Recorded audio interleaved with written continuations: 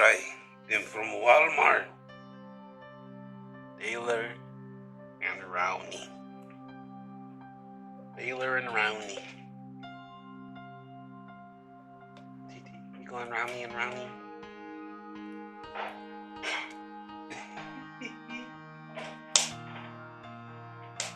Going Rowney, Taylor and Rowney. Simply 36 colors. Hey y'all, welcome back to my channel. Today we're going to be doing watercolor from Walmart, like I said in the beginning.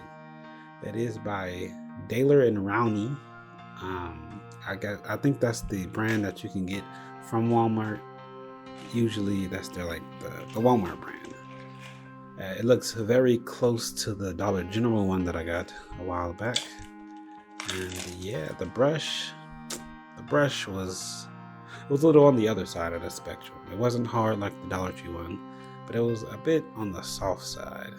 And of course, I ended up using my brushes with the water inside the brushes.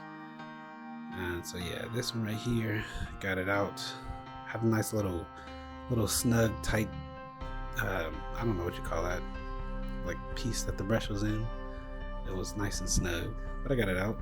See, as a comparison to this one from Dollar General, has also the same colors. They look pretty vibrant. The same amount of colors, 36. I'm very excited to see what these yellows can do and the greens. See what the neon looking ones can do. With the one from Dollar General, those were very vibrant and nice, and they actually showed up. So we're gonna see what they can do here. Obviously, I have my handy dandy notebook, so we can get started on some swatches. Get started on some swatches. So I automatically went with the green, the neon looking colors, and as you can see, it showed up a bit there. Yellows and blues. See what they do. Tried to go in with some blending, see if they can blend together. Yeah, it wasn't too hot.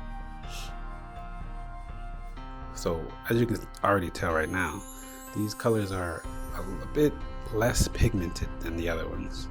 They're a little light, which is alright, as long as you can work on them more. And it seems like you can build pretty nicely. It's just they're light to go down in the first place.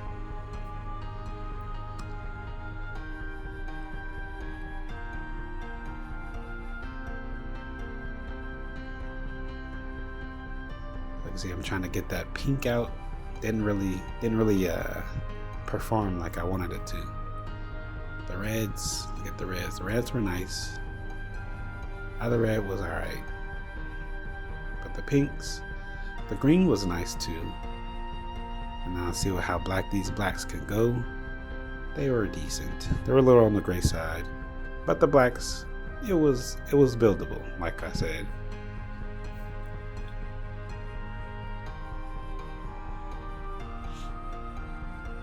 So on to the drawing. This drawing I did a while ago when I was at work on my break, and it looks like Lady Gaga in the House of Gucci, but it's not. I don't know who it is. I got it from Pinterest. It's the lady looking up. I was working on my 1/4 quarter view. I don't know. I was working on that angle of face, and so I decided to draw a lady looking up with some crystals around her. She has a crystal earring and a crystal necklace. And I decided to go with some emerald, I think. Make it all green, because I like the way the greens look on this one. From the swatches, seeing the greens were, they're alright. Because I had multiple variations of that green. I could have did a red or yellow, but the green I think would show up best, so I did it. So yeah, I went in with the background first. I usually start with the foreground or my subject in the middle, but I decided to do my background. I wanted to get the background out the way first so that I can go in with, go all in with my skin tones and things like that. And plus, the background needed to build a lot. I was trying to get that crystal-like shape of how like they reflect kind of strangely. And so I just set that base down, and I went in with the skin. And I will come back to the rest of the other crystals. Crystal gems? I don't know.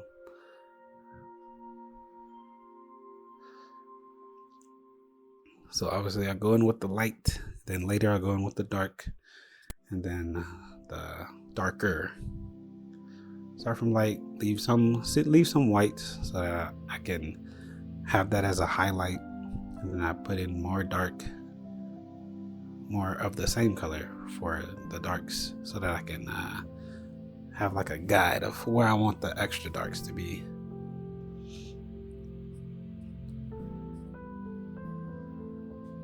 So as you can see, these colors, they're a bit light, like I already said. They are easily to layer, but they are so light, so you have to layer a lot, which, if you like to have your paintings really light, that's good. But if you want them to be really vibrant, it might not be what you're looking for.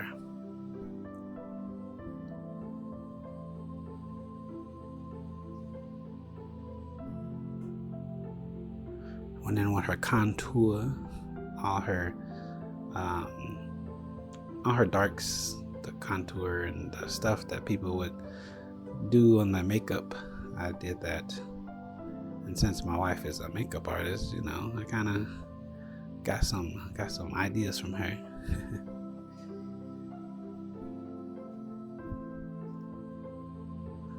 Went in with the lips. A lot of the times the top lip is much darker than the bottom lip, and so I tried to go in with that part. It's like the light hits it in a strange way. And then I put some like blushy stuff around her. Put some on her nose, her cheeks, and her chin.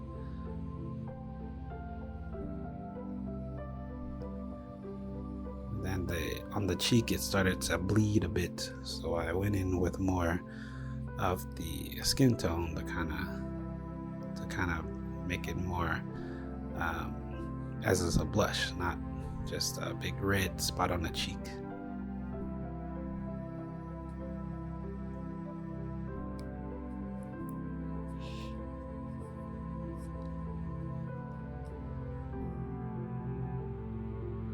So I put that darker color on the bottom, on the top. Then I went in with a red on both, so that when the top became, when I colored the top the red, it still is darker because I put a darker color under that, and I left the middle lighter because, of course, you have a shine on your lips, especially when the light is hitting it the most. Then I put a little bit more of that red on the cheek, the chin, and the nose. Then I was trying to see where exactly people would put blush. And so I just filled it in, make sure it was nice and soft, not a harsh red spot. And then I went into the hair. Started with a light blue, and I mixed in some I went darker as I went in the blue, and then I mixed in some purple to make it a nice, like, I don't know, shiny kind of feel to it. I tried to follow the streaks as I had drawn already, and then the flip, I made that a more dark. So the purples were the darkest, and then the blues were the lighter. And then I went back in with the green of the background, more of a different green, as a different lighting on each side. Because with gems, they're very reflective, and they're very like colorful. Even though they're one color, it seems like they have a multiple of that same color in one gem. So it's kind of like if you have a green gem, it's like light green, dark green, like a different type of green, and then a really bright white, because they're very reflective and they just have a lot of dimension to them. So that's what I was going for here. All behind her, kind of like a geode or something, except longer, because geodes are usually kind of short and I don't know, gravelly kind of. Then I went in with the black, which obviously looks more gray, but that's okay. This is a soft painting. Then I darkened up the hair, darkened up the shadows, and tried to make it more, make it stand out more. And then in the background, I went with some more hot tones, some warm tones, some reds, some yellows, some oranges, because all the foreground was cool. You got the blues and the greens. They are pretty cool. So the background kind of matches with her skin and her lipstick, and so yeah. Then I went in with my fine liner to help out those lines that I had before. And then yeah, so here is the final piece. It looks, I like it. I like it a lot. Do you like it? And of course, we have to go in with our stamp. As you can see it on the back, there's a work in progress. Bet you can't guess what that is, because I'm probably not going to even finish it. But that's okay. So yeah, here we go. The stamp.